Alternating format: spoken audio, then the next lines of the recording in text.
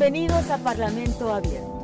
Y es muy importante su punto de vista. ¿Qué significa eso para nuestra sociedad? Presentó una iniciativa con proyecto de decreto de la paridad de género de la Cámara de Diputados. O en lo general y en lo particular, la reforma constitucional. Esta semana en Parlamento Abierto hablaremos sobre uno de los temas más importantes en la agenda de la actual legislatura, la reforma educativa. En este marco se han llevado a cabo las audiencias públicas sobre el tema. También hablaremos de ello. Acompáñenos. Bienvenidos a Parlamento Abierto. Esta semana en la Cámara de Diputados, en sesión solemne, se entregó la medalla al mérito cívico Eduardo Neri, legisladores de 1913, correspondiente al primer año del ejercicio de la 64ª legislatura, a la ciudadana Rosario Ibarra de Piedra, en reconocimiento a su activismo en defensa de los derechos humanos y las personas desaparecidas. En su representación, debido a que por problemas de salud no pudo acudir a la ceremonia, recibió este reconocimiento su hija, Rosario Piedra Ibarra, de manos del presidente de la mesa directiva, el diputado Porfirio Muñoz Ledo. Por su lucha en pro de los derechos humanos y en contra de la tortura y la desaparición forzada, la Cámara de Diputados en sesión solemne condecoró este martes 12 de febrero a la ciudadana Rosario Ibarra de Piedra con la medalla al mérito cívico Eduardo Neri, legisladores de 1913. La Comisión de Régimen, Reglamento y Práctica Parlamentaria que me honro en presidir, después de hacer un análisis exhaustivo de las propuestas y candidaturas presentadas por ciudadanos y organizaciones, aprobó por unanimidad el 19 de diciembre del año pasado el dictamen por el que se determinó que el galardón correspondería a la ciudadana Rosario Ibarra de la Garza, mismo que fue ratificado por la mayoría de este pleno en su sesión del día 21 de diciembre del 2018. No podía ser de otra manera, tratándose de una mujer ejemplar, de reconocido prestigio social, como lo es Rosario Ibarra de la Garza, conocida públicamente como doña Rosario Ibarra de Piedra. María del Rosario Piedra Ibarra, hija de la galardonada, recibió la medalla y dio unas palabras en representación de su madre. Y llevo 43 años por el camino sinuoso, oscuro y terrible de la desaparición forzada de mi hijo Jesús, que fue detenido con toda la fuerza y el poder que puede tener un gobierno criminal, represor y corrupto como el que este país tuvo a lo largo de todos estos años.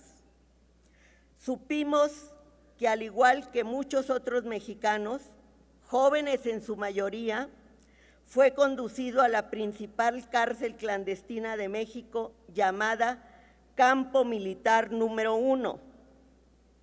Desde entonces, toda aula, toda calle, todo foro y todo lugar donde mis compañeras y yo pensábamos que pudiéramos encontrar quien escuchara nuestra denuncia, se convertía en la tribuna en donde llamábamos a luchar por la vida y la libertad de nuestros hijos y familiares y a denunciar a la desaparición forzada como un crimen del gobierno de México.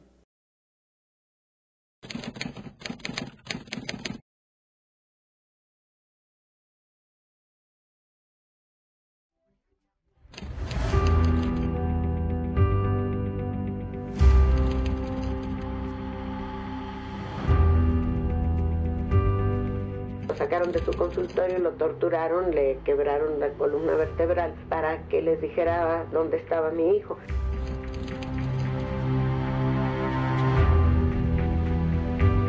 Acababa de salir a una cosa de él, un paseo personal, y dijo que no se tardaría mucho, que regresaría pronto.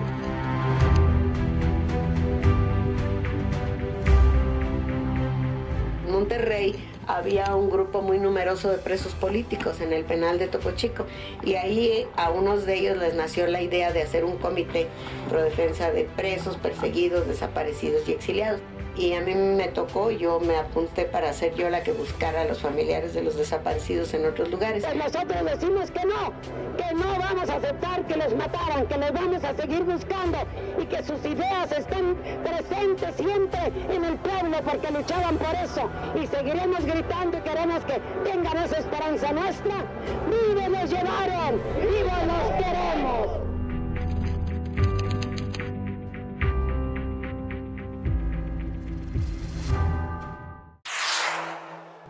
En otros temas, esta semana aquí en el Palacio Legislativo de San Lázaro continuaron las audiencias públicas sobre la reforma educativa. Se contó con la presencia de docentes, diputados, representantes de organizaciones de la sociedad civil y de asociaciones de padres de familia, así como de especialistas y autoridades educativas, quienes analizaron la situación de la educación en México. Como parte de la discusión en materia de reforma educativa y en ejercicio de Parlamento abierto, se llevaron a cabo audiencias públicas en la Cámara de Diputados, las cuales contaron con la presencia de especialistas en la materia y se inauguraron el pasado 6 de febrero con la participación de docentes y representantes sindicales.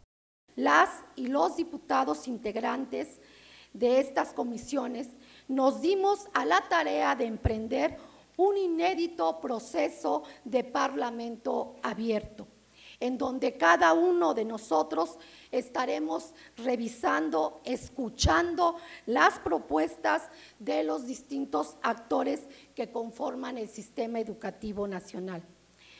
En la reunión con académicos del viernes 8 de febrero se señaló la falta de espacios para acceder al sistema de educación superior.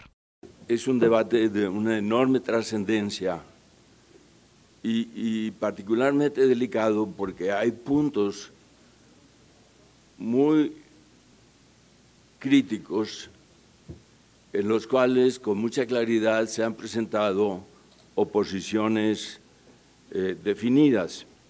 En particular, el destino del Instituto Nacional para la Evaluación de la Educación y, en segundo lugar, la evaluación para el ingreso en la profesión docente. Durante la mesa de trabajo dedicada a escuelas normales y educación superior, los especialistas discutieron sobre el perfil que debe tener el profesional que va a formar a los ciudadanos de este país y de las condiciones en las que éste desarrolla su trabajo. Gracias a la autonomía, las universidades públicas han mantenido un espacio de libertad de pensamiento e innovación.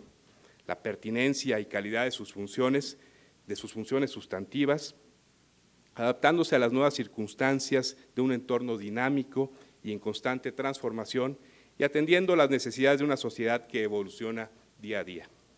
El rango constitucional de la autonomía universitaria es un reconocimiento a la necesidad de que la educación superior, la investigación científica y la difusión de la cultura se lleven a cabo respetando los principios de libertad de cátedra y de libre examen y discusión de las ideas.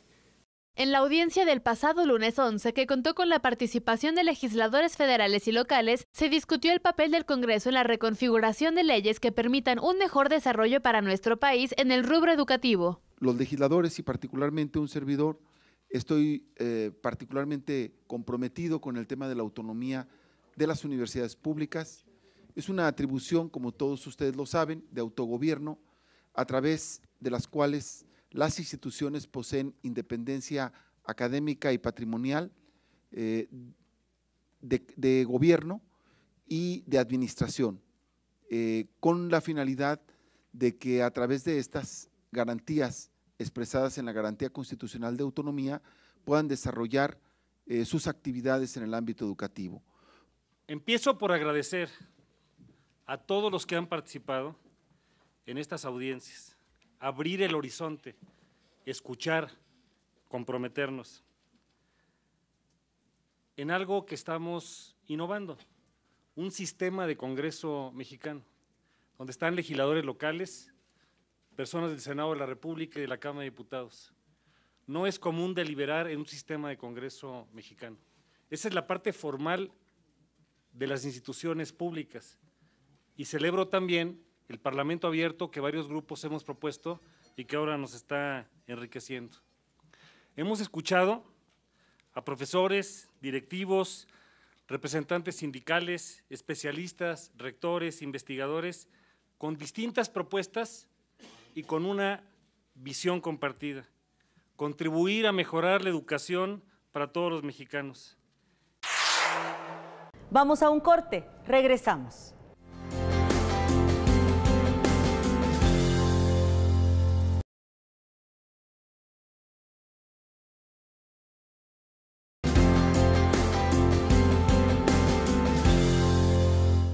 Gracias por continuar con nosotros.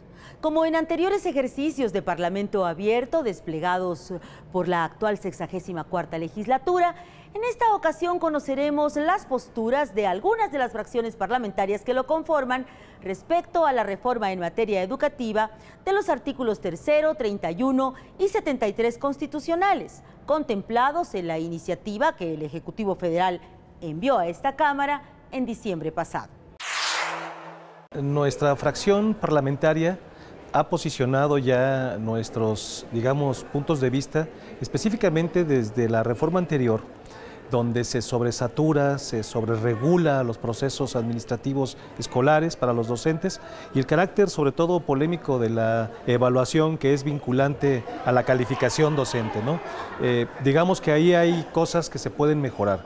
Nosotros vemos con buenos ojos que se abra esta posibilidad y participaremos con nuestras propuestas. Creemos que la propuesta a esta iniciativa que enviaron a la Cámara hace falta todavía mejorarla y nosotros podemos participar con algunas de esas propuestas. Para nosotros nos parece clave el tema de la evaluación. Si bien es cierto, se quiere sustituir un instituto por otro, me parece que el tema de fondo tiene que ver con que la evaluación es inherente a los procesos escolares. Lo que sí tenemos que garantizar, independientemente que se quede, si se queda el INE o se queda un nuevo instituto, que sí se formalicen procesos de evaluación sin que estos sean de carácter punitivo, es decir, que no sea vinculante a la permanencia docente. Y me parece que tenemos que difundir una cultura de la evaluación en todos los subsistemas de educación en el país. Yo creo que la evaluación forma parte del proceso mismo de la verificación de los conocimientos desde el aula de los docentes. Los docentes son expertos en evaluación, hacen evaluación, hacen heteroevaluación, hacen coevaluación, realizan evaluación inicial, evaluación formativa, evaluación sumativa. Es decir, ellos tienen en sus procesos escolares mecanismos de evaluación por los cuales los docentes también son susceptibles de ser evaluados. Ellos no se resisten a ser evaluados, lo han hecho toda la vida. El problema es el carácter punitivo, es decir, que las evaluaciones deben tener un carácter formativo. Es decir, cuando hablamos de formativo es de retroalimentación, no es de te quito, ya no sirves, no. Hay que darle ese sentido, separar esas dos cosas. Me parece que esa es la parte importante. Pero la evaluación es inherente al proceso escolar, no podemos renunciar a ella y no creo que los docentes estén en contra de ello. Sin duda, el tema educativo es uno de los más importantes para impulsar el desarrollo de cualquier nación y todas aquellas instancias, países que invierten en materia educativa, pues abonan a que la sociedad sea más cohesionada, sea más sólida, sea más incluyente y sea más equitativa. En el caso específico de esta reforma que ha enviado el presidente Andrés Manuel López Obrador, por supuesto que estamos a favor de una renovación estructural del sistema educativo nacional. Tenemos que terminar con esos principios sancionatorios que la reforma o la mal llamada reforma educativa que se dio, bueno, pues no abonó a elevar la calidad en la educación de nuestras niñas, de nuestros niños, de nuestros jóvenes. Cuando recibimos esta propuesta, el Partido Encuentro Social, como integrante de la coalición Juntos Haremos Historia, hizo un análisis muy detallado y nos preguntábamos qué había animado al señor presidente de la República a enviar en este momento una reforma de tanta trascendencia. Y fueron dos las respuestas que encontramos como fracción parlamentaria. La primera, es indispensable garantizar la gratuidad de la educación, tanto a nivel preescolar como a nivel superior. Es indispensable involucrar a los padres de familia, al propio magisterio, para que abonen de manera muy sustantiva no solamente en la construcción de los planes, que al final ellos son los que tienen que llevar a la práctica en las aulas.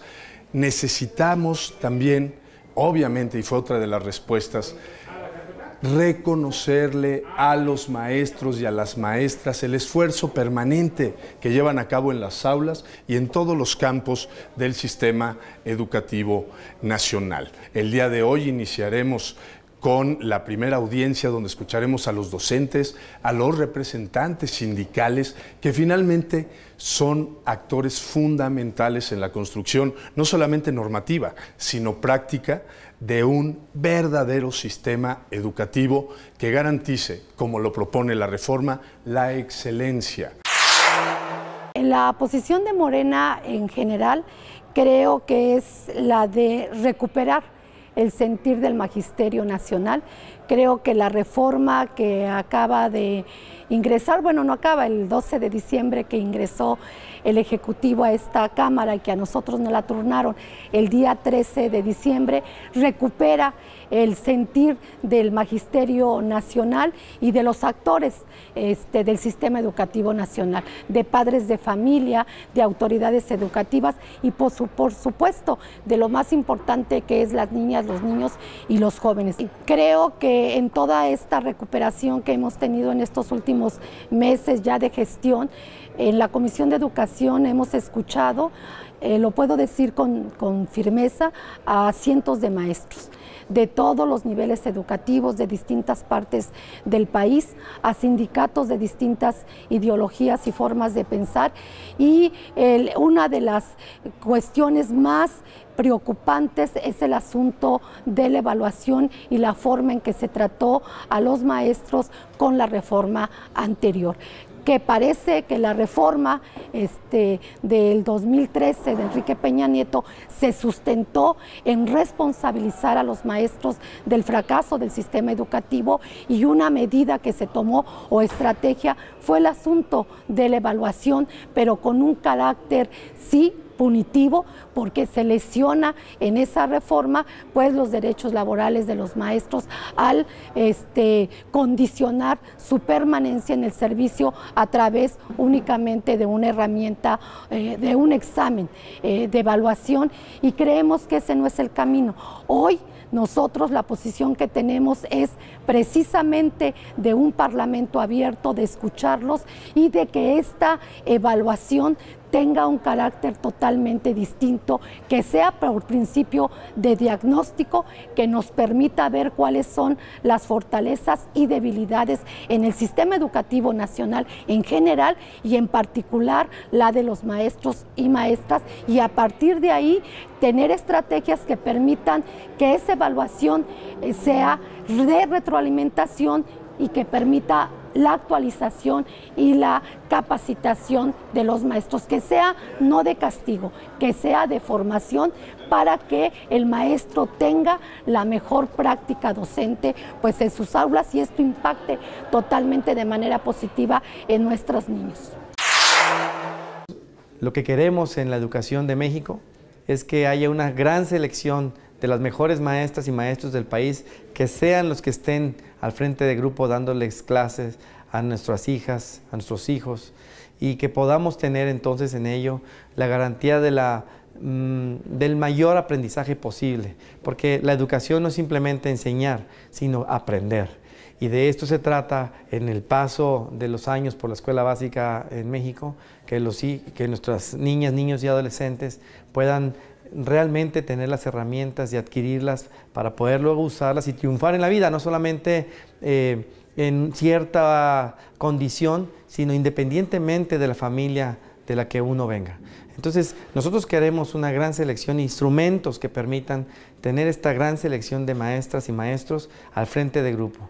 Que haya también una evaluación de todo el sistema educativo y que esto, en lo posible, pues sea autónoma al gobierno.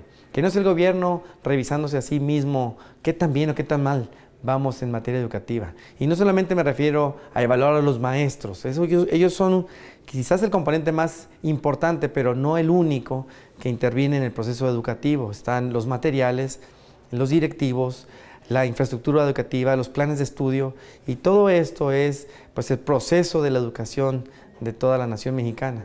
y que en este proceso educativo se incluya la educación inicial. Es quizás la parte más importante del crecimiento cognitivo de todos los seres humanos. Es de los 0 a los 3 años y determina muchísimo el carácter de todos nosotros. Y esto se está eliminando de la contrarreforma, de la reforma a la reforma educativa.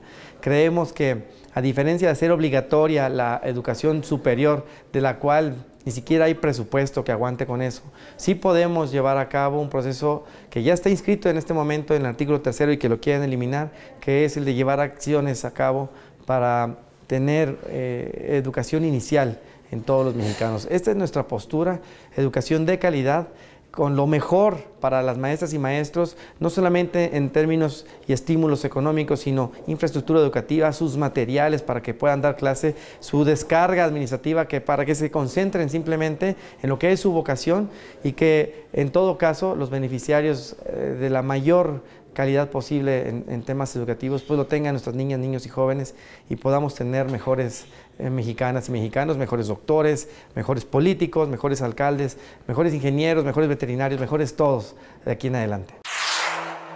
Acompáñenos a un corte, no le cambie.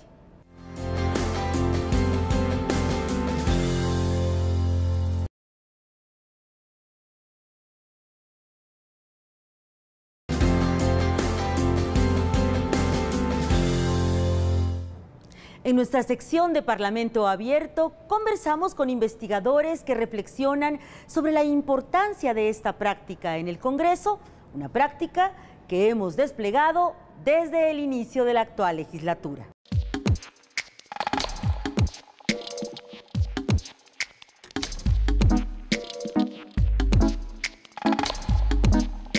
Hola, ¿qué tal? Aquí en Parlamento Abierto, en la Cámara de Diputados se ha desarrollado un ejercicio precisamente de Parlamento Abierto relacionado con las reformas a 3 artículos de la Constitución Política de los Estados Unidos Mexicanos relacionados con la educación. En ellas pudimos recabar la posición, el punto de vista de Manuel Gil Antón. Es un especialista en educación y además investigador del Centro de Estudios Sociales del Colegio de México. Esto nos señaló respecto al ejercicio de Parlamento Abierto. Y el grueso de mi vida, el Parlamento decidía, siendo la Cámara de Representantes, sin ninguna consulta, haciendo acuerdos políticos, por ejemplo, como el pacto, etcétera, ¿no? Y a mí me parece que lo que hoy están ustedes empujando en buena hora es que los que parlan, al abrirse, tengan en una de esas, ¿no? Si hacemos bien nuestro trabajo, por ejemplo, los profesores, los académicos, los docentes, etcétera, de comunicar, tengan mejores elementos para lograr mejores leyes. No me lo imaginé, no me imaginé este tipo de apertura. En esta sesión en la que participé sobre educación, hubo puntos totalmente divergentes y a la salida todos nos dimos la mano, porque lo que nos importa es la educación. Claro, tenemos diferencias en cómo lograrlo, y que los diputados estén tomando en cuenta incluso los debates nuestros, les pueden ayudar en su debate parlamentario, o le pueden sacar raíz cuadrada a lo que dije yo, que yo sí se los recomendaría, ¿no? Pero de todos modos hay por lo menos un reconocimiento de mi parte, y yo creo que de parte de muchos de los investigadores a esta iniciativa. Y sobre los temas que se trataron en estas audiencias públicas, Manuel Gil Antón señaló lo siguiente. Estamos en una transición, así la veo, de una reforma educativa aprobada en 2012-2013 en el contexto del pacto, que no requirió discusión, porque tenía de 2/3 más que 2/3, pero que estaba basada en la evaluación y en el control a través de la evaluación de las condiciones laborales, a otra que creo que con acierto dice es mejor ir por el lado de la formación y que la evaluación sirva para la formación y que las cuestiones laborales se diriman no por evaluación sino por supervisión y cumplimiento de la ley. Lo que ocurre es que la iniciativa que se presentó puede ser enriquecida, porque aunque a mi juicio tiene la orientación de la formación que es correcta, por ejemplo, habla, por decir algo, ¿no? Habla del término excelencia. A ver, decir que la educación que imparte el Estado mexicano será de calidad o excelente o ultra o mega plus, es un pleonasmo. Digamos, es como la justicia que imparte el Estado mexicano será justa. Oiga, señor, por favor, no, se entiende, ¿no? Entonces, por ejemplo, desde temas así, ¿para qué metemos la palabra excelencia? ¿No? En la que, por ejemplo, posiciones de izquierda, digamos, de derecha, colegas que apoyan a Morena, colegas que no, etcétera, coincidieron. Otra es, bueno, ¿no sería bueno tener una especie de INEGI educativo? Es decir, un instituto que brinde información, estadística y análisis independiente de cualquier gobierno, no de este, sino de cualquier otro, de tal manera que la opinión pública y los propios legisladores y hasta el Ejecutivo se vean en un espejo que no sea un espejo a modo. Es un tema muy bueno. Ahora, ¿cómo se le hace para que no sea el INE de la reforma pasada al que por ley se le dieron atribuciones que incurrían en espacios laborales? Ahora, el Congreso mexicano nos está pidiendo que les digamos cuáles son nuestros debates para que puedan nutrir su discusión. Es muy, muy halagador y no quiere decir que nos tengan que hacer caso. Lo que quiere decir es que seguramente en una de esas, a lo mejor, quizá, como decía Capulina, estas ideas, algunas de estas ideas, permitan un intercambio incluso más culto, porque los legisladores saben de los temas, pero no tienen, por ejemplo, la experiencia de los docentes de la primera sesión, la experiencia de nosotros como investigadores, mañana la experiencia de los colegas, en fin, se ha hecho además muy bien que seamos diversos actores, que no tengamos de última palabra los investigadores. No, los investigadores sabemos mucho de educación, pero nos metes a un salón de primero de primaria y salimos corriendo a los 10 minutos porque no los podemos callar, ¿no? Entonces a mí me parece, sí, estoy muy contento de haber estado. Muchas gracias por acompañarnos en Parlamento Abierto. Continuamos. Y así llegamos al final de nuestra emisión de esta semana. Una vez más, gracias por acompañarnos. Esperamos sus comentarios en nuestras redes sociales con la etiqueta Parlamento Abierto TV. Participe. Bienvenidos a Parlamento Abierto. Y es muy importante su punto de vista. ¿Qué significa eso para nuestra sociedad? Presentó una iniciativa con proyecto de decreto de la paridad de género de la Cámara de Diputados. O en lo general y en lo particular, la reforma constitucional